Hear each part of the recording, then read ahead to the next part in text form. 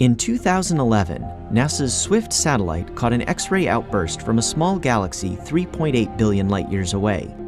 Within a couple of days, researchers realized they were witnessing the aftermath of a tidal disruption event, a star ripped apart by the monster black hole at the galaxy's center. Some of the stellar material fell toward the black hole, forming an accretion disk and a jet pointed in our direction.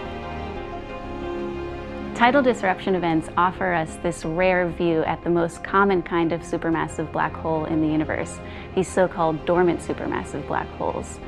90% of black holes in the universe don't have a lot of hot material orbiting around them. They don't form these accretion disks, and so we can't observe them. Tidal disruption events, where the stellar debris causes the formation of a temporary accretion disk, offers us a way to probe this population of supermassive black holes. Swift monitored the outburst's progress and was joined by the European Space Agency's XMM-Newton observatory and the Japanese Suzaku satellite.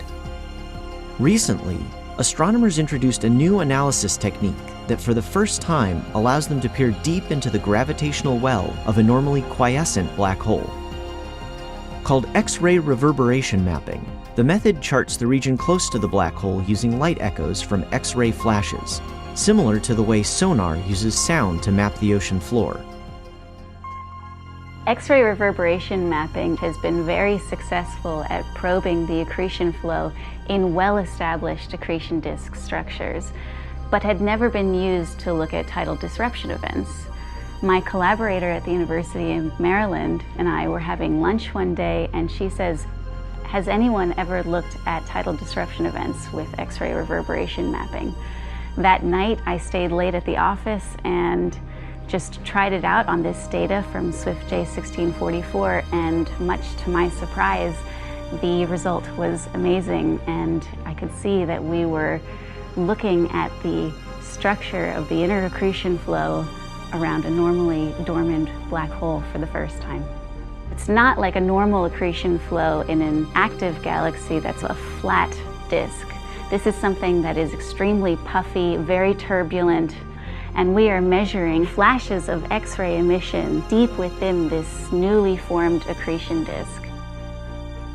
Stellar material streamed into the developing disk, churning it into a thick, chaotic whirlpool of X-ray emitting gas, funneling toward the central black hole. Deep inside this cavity, multiple X-ray flares erupted, providing a flash that echoed throughout the region. Previously, astronomers had thought that the X-ray emission is coming from far out in a jet.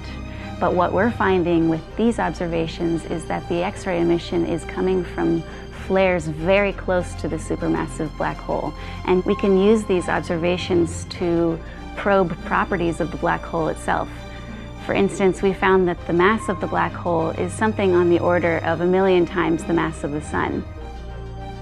The first observations of X-ray reverberations from deep inside an accretion disk are providing new insights into a rarely observed class of black holes.